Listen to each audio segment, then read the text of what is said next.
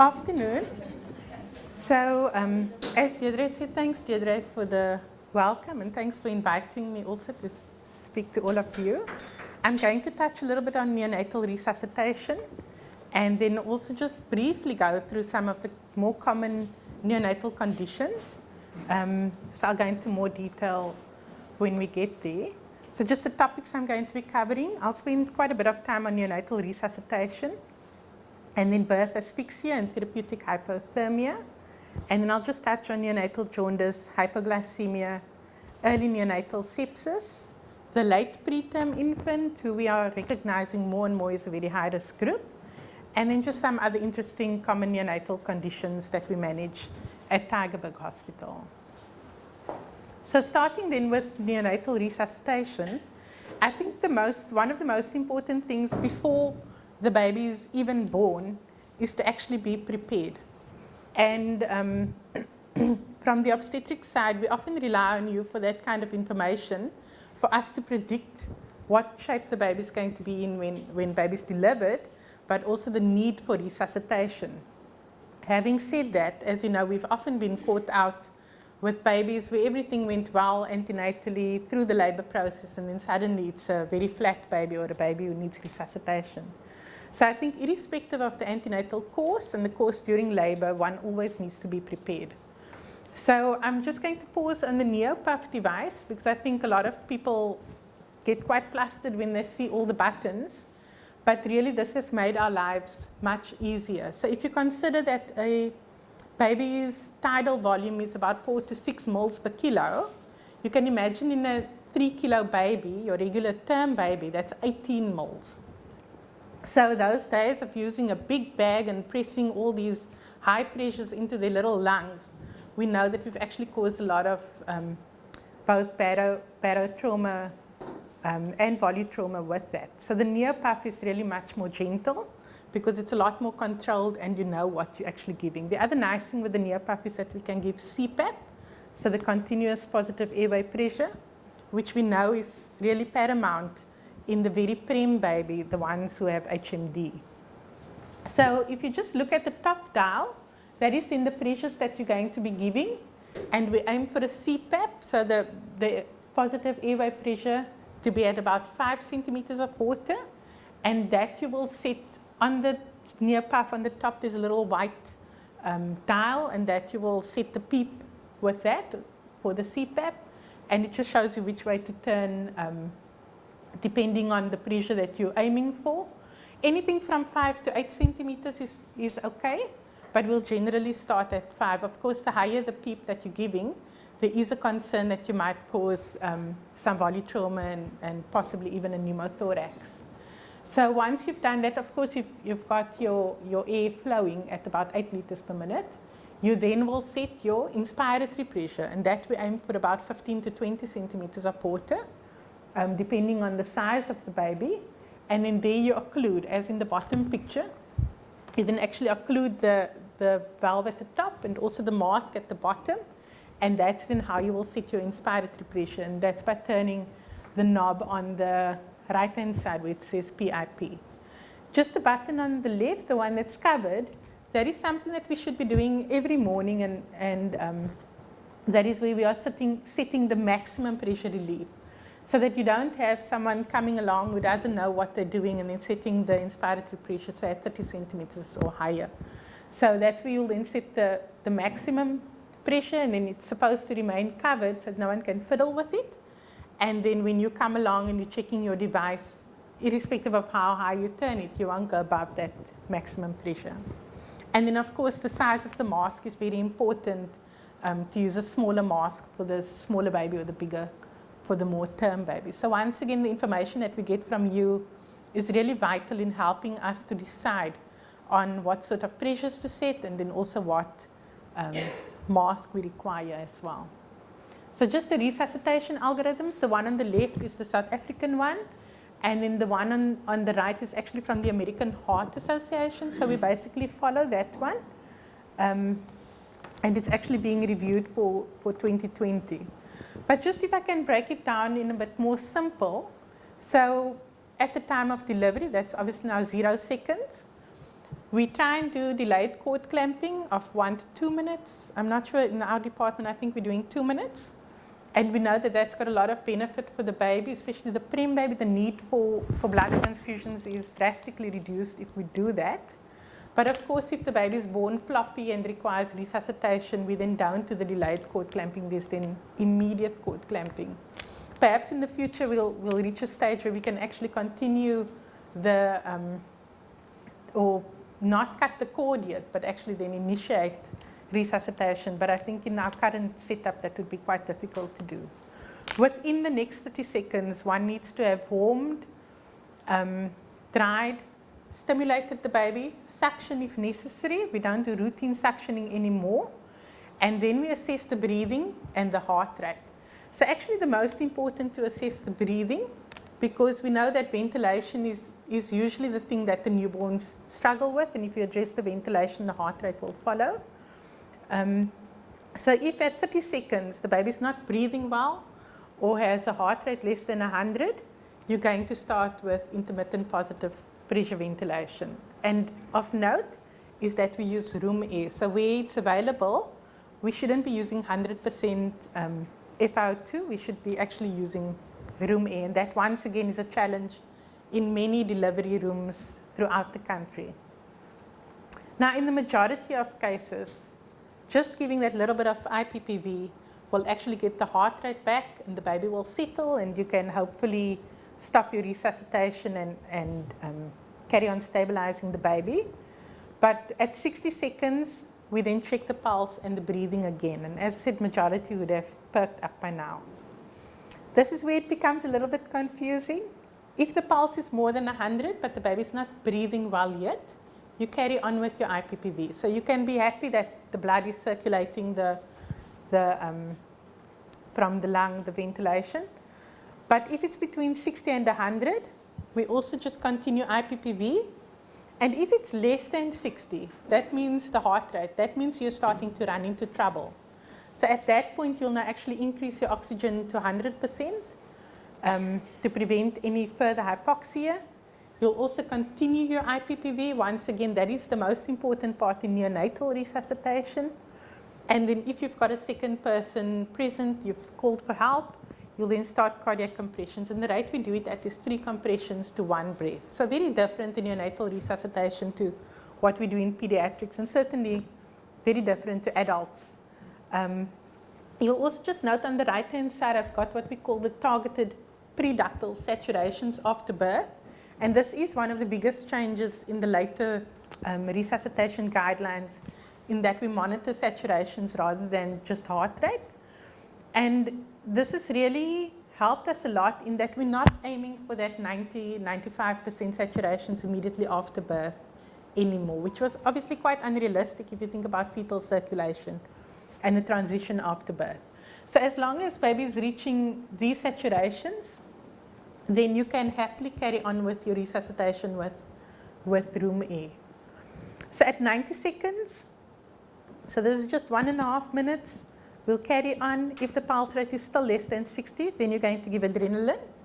And just remember the adrenaline solution, once again, something that should be prepared before the baby is delivered when you're anticipating a resuscitation. It's a 1 in 1,000 solution. So in other words, it's 1 ampule mixed with 9 ml of normal saline in a 10 ml syringe.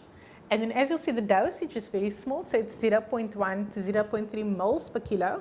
So you'll obviously need a 1 ml syringe to then draw up the appropriate dose for the baby from that 10 ml syringe. It's very difficult to give it straight from the 10 ml. And then by 2 minutes, obviously, you're going to carry on your resuscitation as required.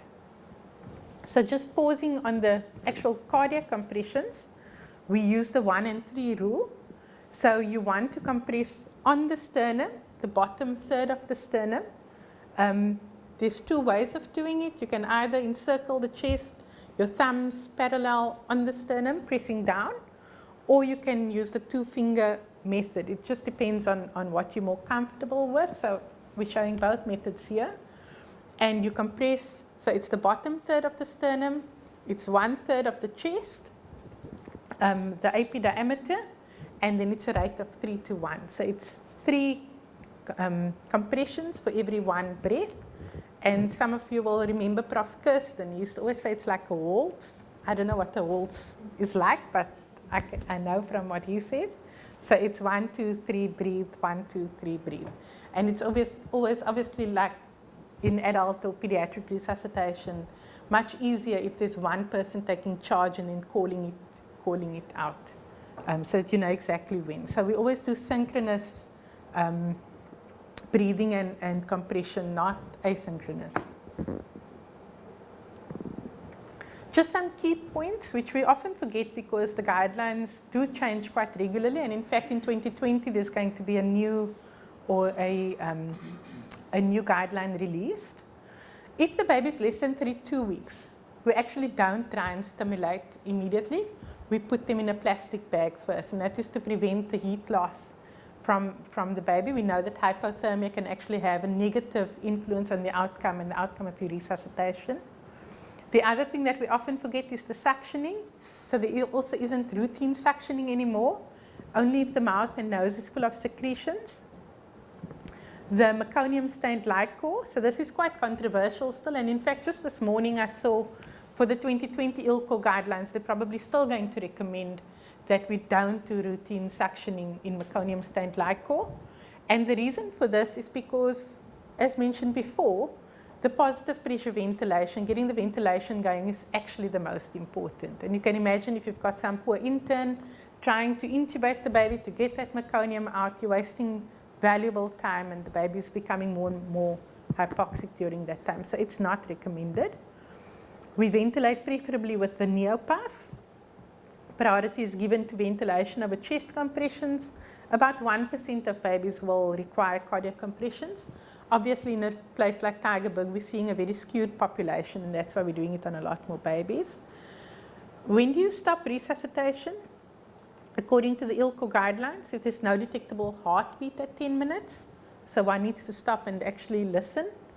And then if there's no spontaneous breathing at 20 minutes, we will then also stop resuscitation. Narcan, as most of us know, has no place any longer in neonatal resuscitation. There is a risk of myocardial damage if we use that. So it's hopefully been removed from all the labels. Cassini, can we ask you questions while you speak? So when you say bullet number 3, routine suctioning, not recommended, that includes suctioning of the mouth, because that's where the control, the tracheal part is sort of sorted now. Yes. But the mouth? So it goes with point number 2, only if it's full of secretions. Then you'll suction, but if there isn't really, then we don't do the routine suctioning anymore. And for preterm babies where the mothers has perhaps had opiate as analgesic and they're born just recently after that, then it's naloxone in that kind of situation? We don't give it. Totally. Yeah.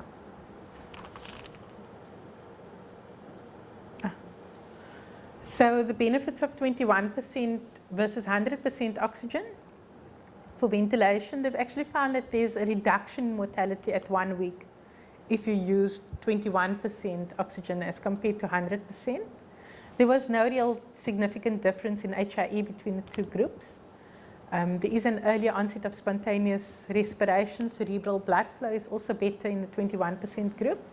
But I think one of the most important things for us is that the need for mechanical ventilation is less, and also bronchopulmonary dysplasia, so that oxygen toxicity to the lungs is less. And then, of course, we also know about the retinopathy of prematurity.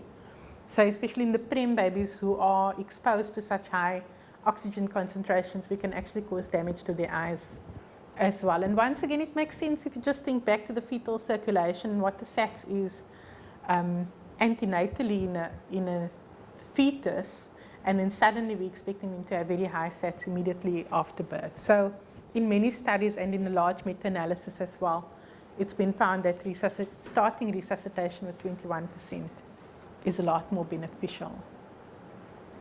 So the baby survived. Now what? Usually handed off to peds.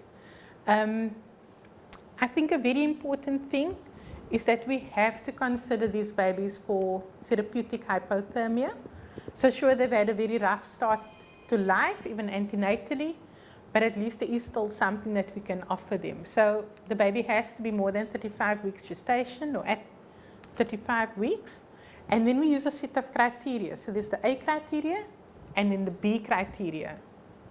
So the A is where the APGAR score at 10 minutes is less than or equal to 7. Then you already have to start thinking about referring this baby for cooling or therapeutic hypothermia. If the pH is less than 7, or the base excess is more than or equal to 16 within 60 minutes. So sometimes we'll use a cord gas, and if it's very severe, then of course we'll transfer the babies immediately. And sometimes we'll check again after 30 minutes or an hour, and sometimes it does actually still deteriorate. So if the baby meets the A criteria, then we'll assess for the B criteria, where we're looking at the level of consciousness, the tone, and the primitive reflexes. And there we do what's called an HIE score, and the higher the score, it denotes the higher severity. Generally, an HIE score of 7 or above, we will then consider the baby for therapeutic hypothermia. Very importantly, it must be commenced as soon as possible. Most guidelines recommend 6 hours, and many studies have shown that delaying beyond 6 hours really takes away a lot of the benefit of cooling. So just the HIE score, these charts are available in the neonatal wards, and I think probably in labor ward as well, because we do score the babies there. So we look at the tone, the level of consciousness, whether the baby's having any seizures. And just of note there is that if the baby's on anticonvulsant therapy for the seizures they're having, that would then probably affect the rest of your HIE score as well. The posture, the primitive reflexes, the respiration, and then of course the fontanelle as well, we look at that. So this chart is actually very useful because you can then compare by day, and even within the first day or two of life, we'll even compare, say, every 6 hours, how the HIE score is progressing. Is it getting worse or is it getting better? So what is therapeutic hypothermia? And very interesting, I was reading in one article yesterday, they say that for the past couple of centuries, people have wondered about the effect of cooling babies, or just reducing the temperature where there's thought to be hypoxic injury. And there's lots of talk about when they used to dip them in the bath of cold water or in the buckets of ice. And of course, we don't do that anymore. So the aim of therapeutic hypothermia is to reduce cerebral and biochemical abnormalities and reduce or reverse cerebral injury. And this is actually, for me, always quite interesting. And I think where we're quite lucky is the plasticity of the newborn and the young child's brain, where you can actually reverse some of the damage. And what I always tell the parents, it's not like an elderly person where if they have a stroke, then that's it, that part of the brain is damaged. In kids, at least, there is still something that we can hope to achieve. So we generally use whole body cooling. There is other methods. So in the past, we used to cool just the head. And that's where we use a special mat that the baby lays on. And we use the device. We are using the Picotherm at Tygerberg. And basically, it just runs a gel through the mat. And then it's linked to the rectal temperature.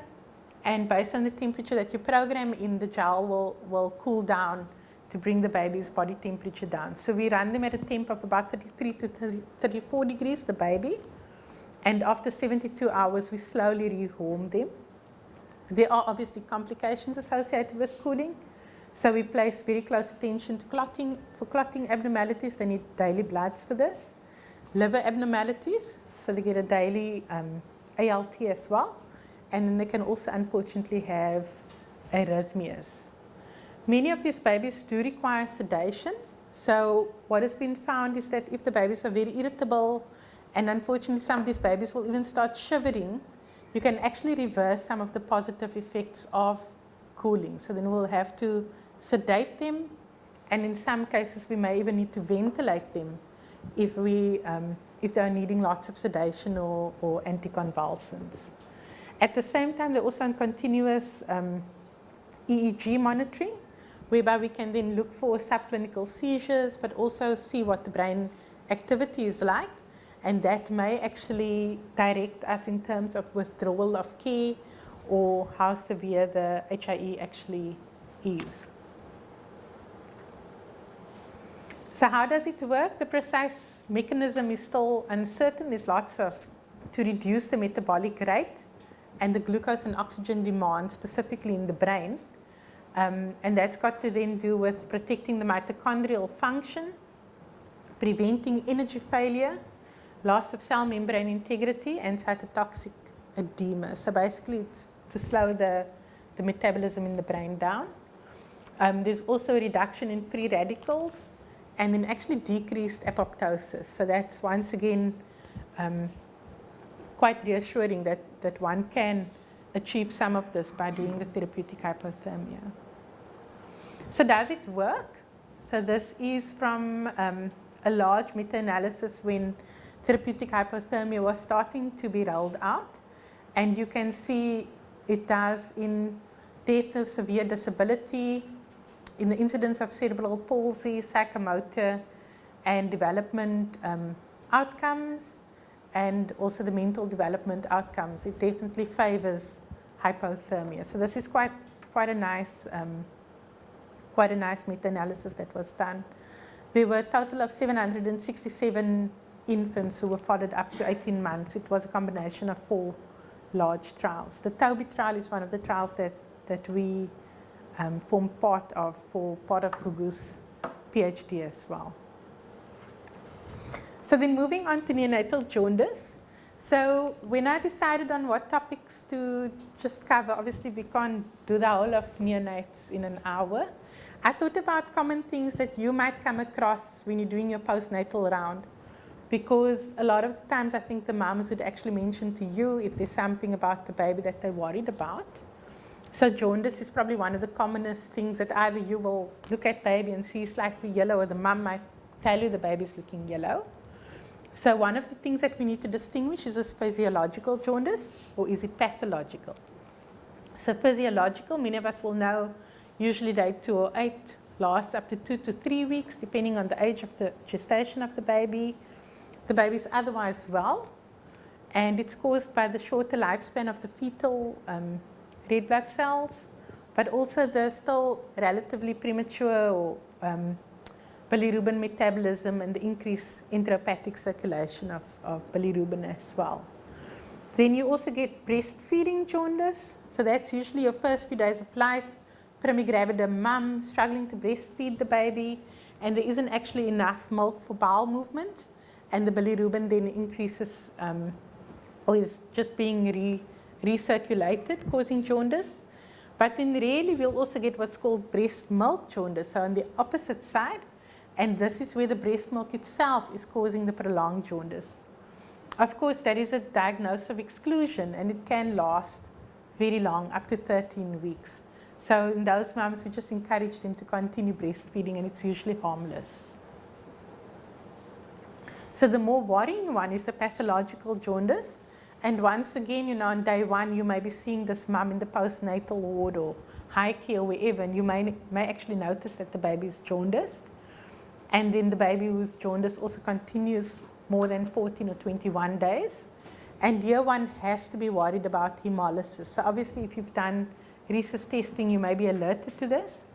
But also, is there perhaps neonatal illness? We do sometimes get babies with early jaundice where we do an infection screen on them and they actually have florid septicemia. The preterm babies also at higher risk. And then, of course, metabolic or other disturbances can also exacerbate the jaundice and cause it to become pathological. So this is a very important group to pick up. These are just the charts that we use on when to initiate phototherapy and when to refer for an exchange transfusion. But with the jaundice, what we are trying to prevent is acute bilirubin encephalopathy, and this really is a medical emergency. So the moment you pick up that a baby is jaundiced, we need to make sure that they don't need phototherapy, and if we miss it, we can actually reach this stage. So how do the babies present? They'll have lethargy or hypotonia.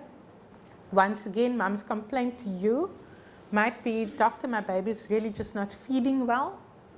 They could also have this very shrill cry, very high-pitched.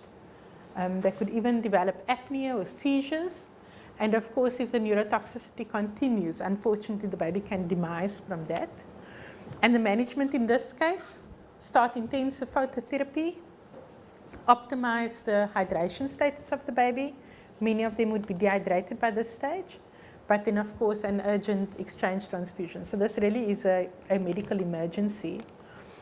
And the reason that it's so urgent is because we want to prevent the long-term complications as well, which is chronic bilirubin encephalopathy, or what we always used to refer to as kernicterus.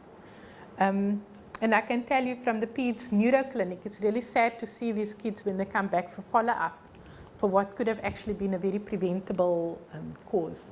So there are 5 components of kernicterus. They have cerebral palsy, hearing impairment, athetosis, so the abnormal movement, intellectual and developmental disabilities, and then dental enamel hypoplasia. So just something to keep in mind again when you're seeing a jaundice baby with the mum. Hypoglycemia, one of the commoner reasons our interns get called to the postnatal wards. So the commonest metabolic problem in the newborn. Confirming the diagnosis is quite difficult. We're quite conservative at Tygerberg. We use a cutoff of 2.6 millimoles per liter. There are some centers who would use even as low as 2.2. And we know that in utero, baby's getting the majority of his glucose from the maternal circulation. And then once Babaki is born, we cut the cord and we cut off that glucose supply. And then he's got to rely on his own stores and also the intake that he's going to get to keep that glucose level up. So it's the glycogenolysis, the gluconeogenesis, and then the feeding. So you can imagine if you've got a small for gestational age or a severely IGR baby, they are then at high risk of developing hypoglycemia. But we also know that the large for gestational age babies, and of course that's a different pathophysiology in the infant of the diabetic mom especially, they are also at high risk of developing hypoglycemia. So just to mention, we've said this now already, is that either hyperinsulinemic hypoglycemia. These babies are at very high risk of brain injury due to the inability of glucose transfer into the brain cells. So the effect of the insulin on that in the brain is actually very dangerous. Birth asphyxia and then rarer congenital abnormalities, so for example an insulinoma or some other endocrine abnormalities, where there's decreased production of stores, and then of course increased utilization. And polycythemia is one of those that we often forget. If you've got a very red baby, you need to be very careful that they don't become hypoglycemic, and that's due to the utilization of glucose by the red blood cells. So just keep that in mind with your babakis in the postnatal wards as well.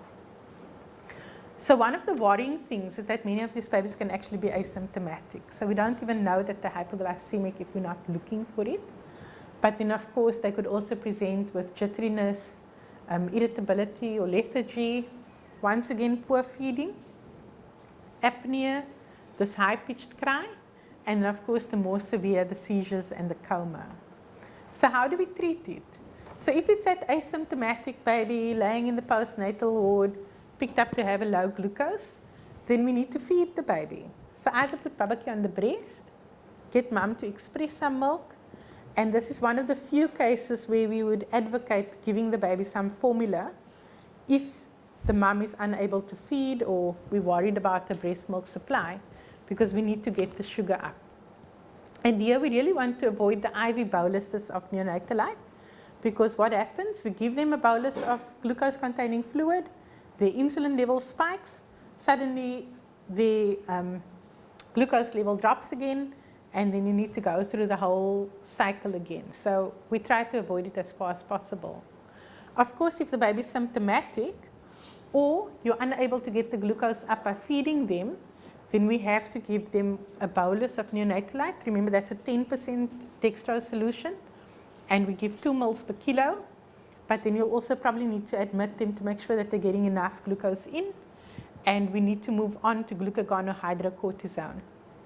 More and more in the infant of the diabetic mum, we're actually starting diazoxide earlier, and in fact in many of the better resourced countries, that is one of the first lines of treatment. And diazoxide works on the pancreatic beta cells to prevent the insulin release. So that actually helps you then to get the glucose to homeostasis. And of course, our special investigations that we'll do is while the baby is hypoglycemic, because that then helps to determine the cause and also the management. So moving on then to neonatal sepsis, and I'm just touching on early. Once again, from the obstetrician side, to be aware of the risk factors for neonatal sepsis. Of course, if a mom has chorioamnionitis, there's a very high risk of that baby having an infection, and those babies we should routinely start on antibiotics and investigate further. If there's prolonged rupture of membranes for more than 18 hours, if the mum is known to be a GBS carrier, if it's prematurity or low birth weight. Once again, unfortunately, the baby can be asymptomatic. So unless we identify the risk factors, we may actually miss investigating and treating for infection. But then they could also present with one of these symptoms. So the mum again might tell you, my baby's not feeding well, my baby's very irritable, baby's very sleepy. High mortality, up to 25%, still one of the leading causes of death. And blood culture and lumbar puncture is mandatory. So in these tiny babies, they have a meningitis until proven otherwise, and we always treat accordingly until we've got a lumbar puncture which confirms that there isn't a meningitis. In South Africa, we're still using penicillin and aminoglycoside as first line. Duration of treatment can be up to 21 days, depending on the organism and the presence of meningitis. So the late preterm baby, another important group that needs to be identified from the obstetric side already. So this is a very high risk group. It's the 34 to 36.6 or 36 plus 6 week gestation. And unfortunately, many of us are fooled by the size of the baby. So it always worries me, these babies who are born at the MOUs and sent home within a few hours, and then a few days later they present to G-ground with some other complication of prematurity because it just wasn't picked up. Worldwide, this group has the highest number of deaths, so not the highest mortality rate, but in terms of them being such a big group of deliveries, it's actually the highest number of deaths. And if you compare the late prem to the term baby, they've got a 5 times higher risk of mortality compared to their term counterparts. And what they present with is respiratory distress. So often unrecognized HMD, they'll be admitted to the ward, presumed to have a congenital pneumonia, and then you do an X-ray and they've got florid HMD because they're still prem. Hypoglycemia, if you consider that their stores aren't optimal yet, but also that they're not feeding well. These babies are at high risk of hypoglycemia.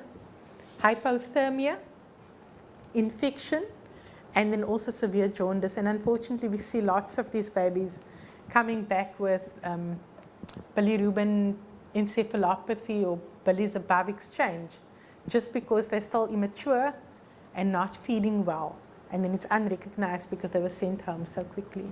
So here one should really have a very low threshold for admission, and they also need much longer observation before you send the baby home with the mum. So please keep a lookout for these babakis if they are in the postnatal wards with your mums, because they've got a good weight or they otherwise look healthy.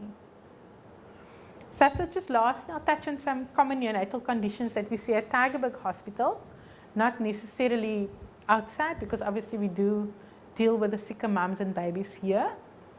So the first is respiratory distress syndrome or hyaline membrane disease. And this I always say is the bread and butter of Tygerberg neonates, because this is just our sausage factory. We're just getting lots and lots of HMDs. We know it's due to inadequate pulmonary surfactant. And unfortunately, without that surfactant, the alveoli collapse, the airways collapse. You then get edema and cell injury. Clinically, the baby is grunting. So if you hear your newborn baby grunting, looks otherwise okay, but he's grunting, you need to know that he's actually in a lot of trouble. They can also have alar flare, tachypnea, and then recessions. It's mostly in prem babies, but it can occur in term babies and even in those bigger late prem babies as well. And the one group where we're quite worried is the infant of the diabetic mum. So you get this large baby with respiratory distress, but he's actually got underlying HMD. Antenatal steroids with 3 exclamation marks, please. If we can get that on board, it makes our lives a lot easier. CPAP immediately after birth. So if you just think about it, the biggest problem with HMD is the fact that the alveoli and airways are collapsing. It tires the baby out and they go into respiratory failure. So what CPAP does, because it's continuous positive pressure, it just keeps those airways open so that with the next inspiration, the baby doesn't need to work that hard to get it open again.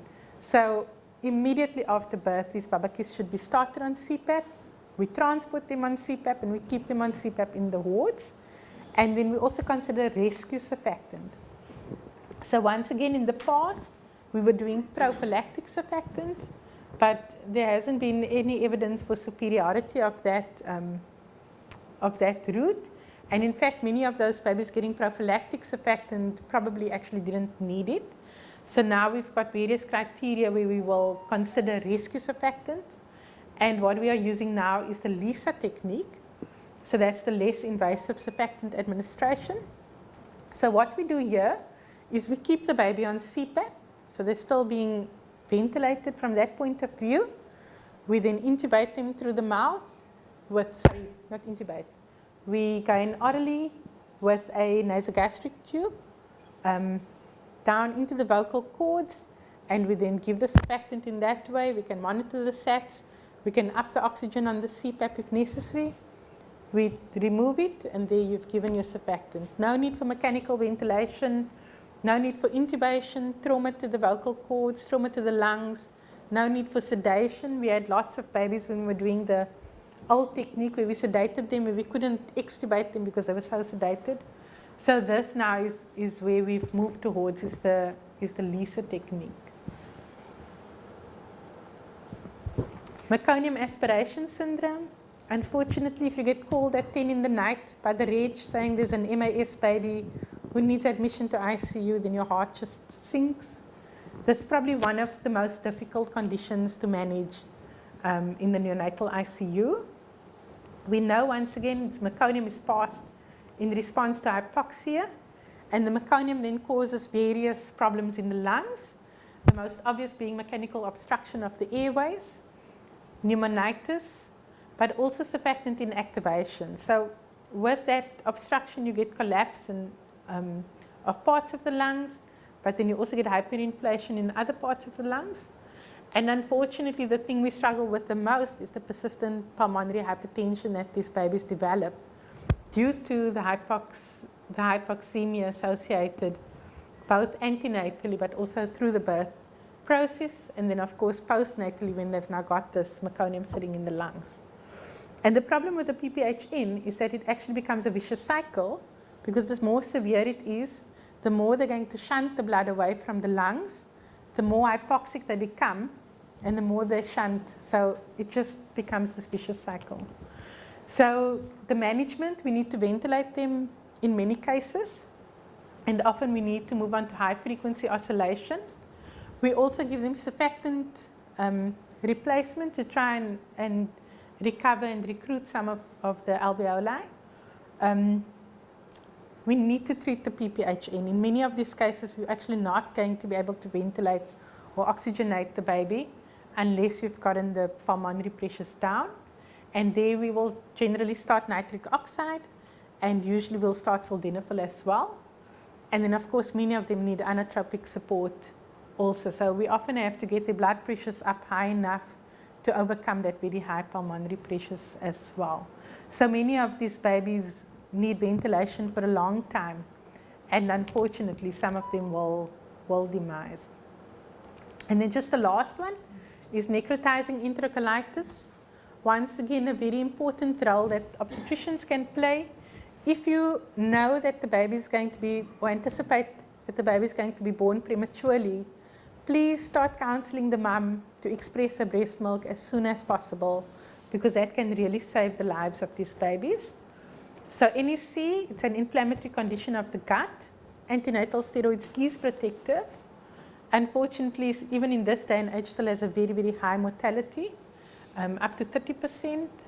Prematurity is the main risk factor, but once again, There is a subgroup of term infants who can develop NEC, and especially the infant of the diabetic mum is at higher risk. Formula increases the risk, and breast milk is protective. So once again, it's very heartbreaking when you're forced to start these babies on formula because mum isn't expressing, or she's unwell, or she doesn't have milk, and then they develop NEC. They usually have systemic signs and then also abdominal signs. So oftentimes the sister will just call you and say, "Doctor, baby had a vomit," and then you come, then you'll actually find that the baby's got NEC.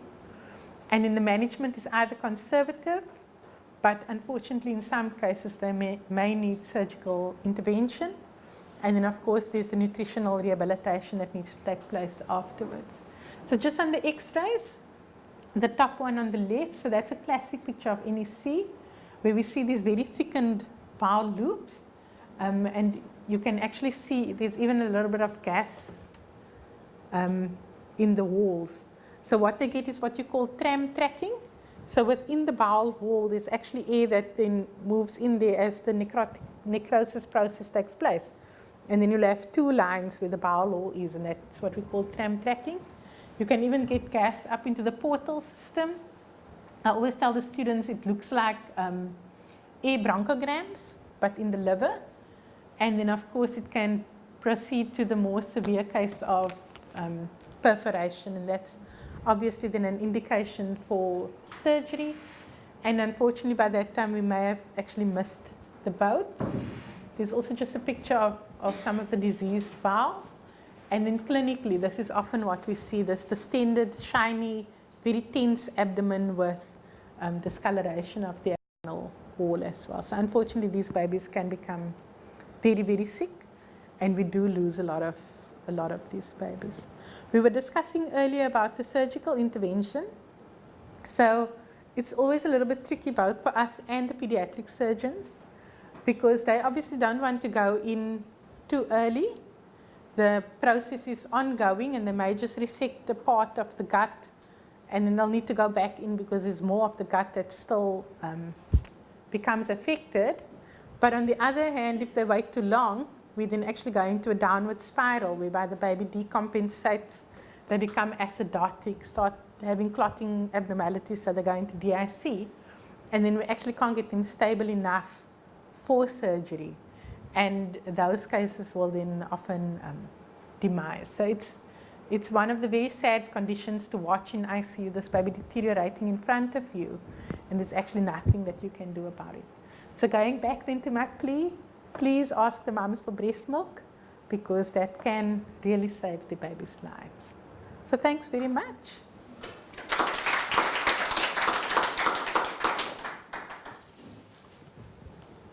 Thank you, Asina. That was Neonatology 101 for the Yeah. obstetrician.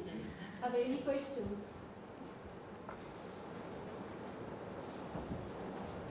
Okay, so I see that the CPAP machine that we started with is fantastic to have it available, but if we don't have it available, what tips can you give us to try and prevent this trauma that we're talking about? I mean, how do you do this? So not anesthetist hands, Yeah. gentle pediatric hands. So it's literally just, you just want to see that chest rising. It's not big puffs, and obviously we use the smaller bags, good seal, and just very gentle ventilation. And not oxygen connected. So preferably just air. So we know it is a challenge. I think we've got air in the labor ward now, but for a long time we only had 100% oxygen, and we see it in the baby's blood gases. When they get to us, they've got oxygen concentrations in the blood gas very, very high, and we know it's toxic to them. So preferably start your resuscitation with air, and only move to 100% oxygen if you really can't stabilize the baby. I've got a question. I don't know if it's an obstetrics or it's probably more obstetric than pediatrics, but it's something I've read about and I couldn't get really a better answer. And that's about this question of analgesia in active labor and the suppression effect it will have on the baby. So what I could read, I think, would overemphasize of that, because it's often a reason that the nursing colleagues use that they do not give analgesia. So I don't know, maybe somebody that's here could give me some information about that. no, we really see that those babies perk up very quickly.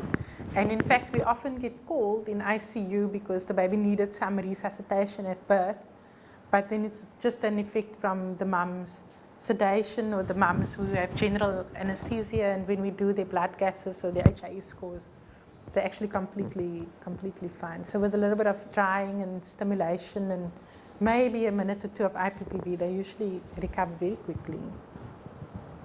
So it latches onto the concern about using the naloxone in the babies.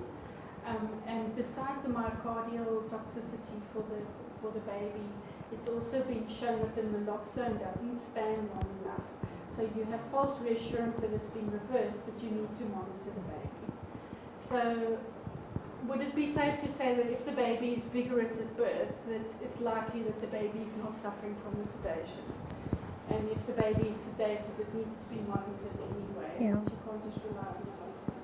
Yeah, but the question is then, what would be your safe time span to give the mother analgesia before she gives birth? And I couldn't get that answer from what I read. Mm-hmm. So the only other answer that you have, I think we must never neglect to give analgesia. It's Yeah. something that worries me, and it's something that young registrars get.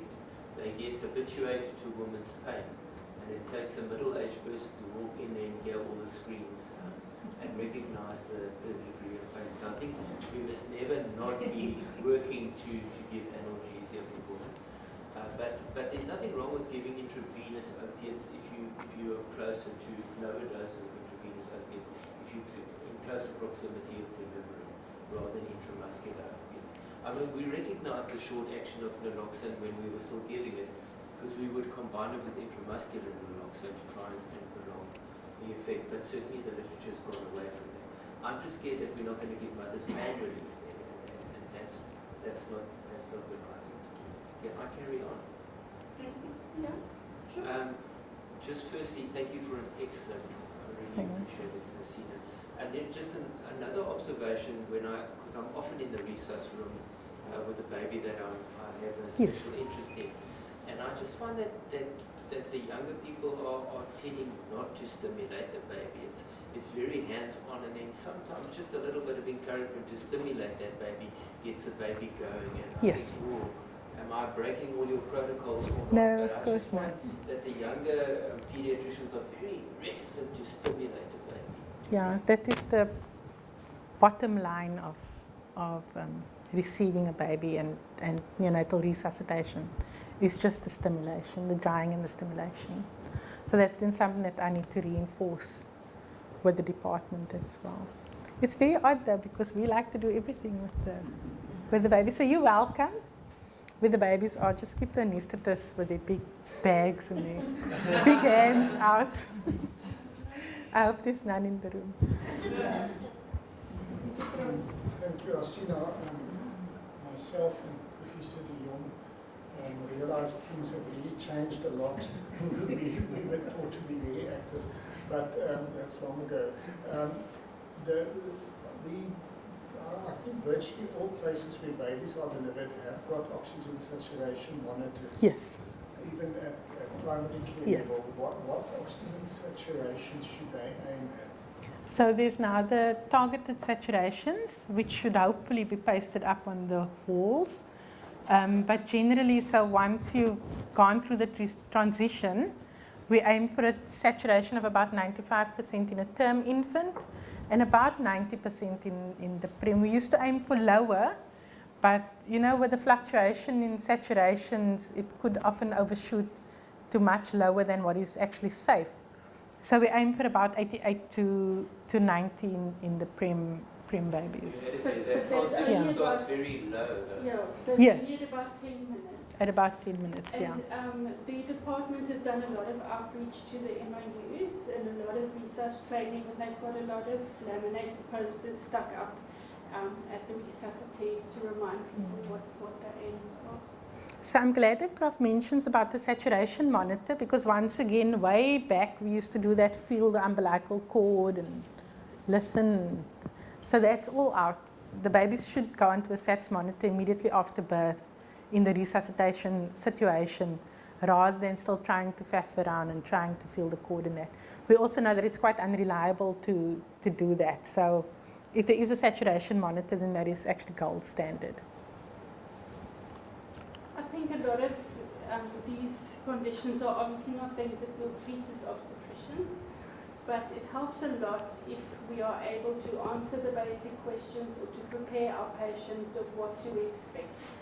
It's very scary having a prem baby, and if we can just reassure and encourage and enforce expression of breast milk and so on, it really does help. And to maintain and nurture kind relationships with our pediatricians, because they're actually taking one patient from us that 1 minute is part of our domain and the next minute we hand over. The next 3 months is part of ours.